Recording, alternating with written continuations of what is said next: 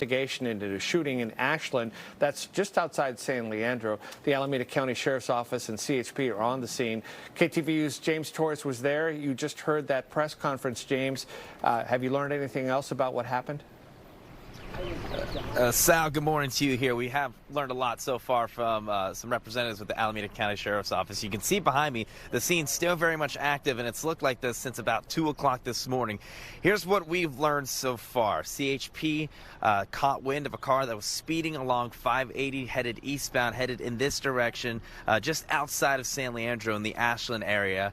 That car gets off of the 164 exit. They crash their car. CHP officers come in, a reporting party. Someone calls 911, calls dispatch, saying that they heard a crash. They saw 3 men run out of the car, each wearing ski masks, all running in some direction. CHP does eventually catch up to them.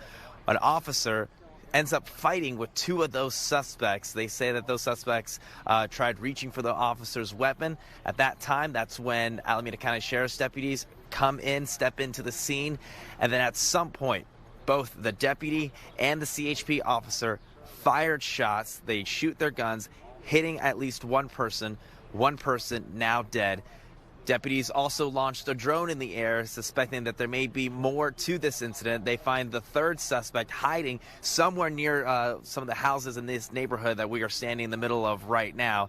So they end up arresting the 2 other suspects while they continued their investigation here. They say since arresting those suspects, they learned that the car they crashed, that was a car stolen out of Hayward here, but they're not sure why they would have been wearing ski masks. They're not sure what crimes would have been committed before the crash happened, if it was just stealing the car, if they were planning to do something else. That all is still under investigation this morning.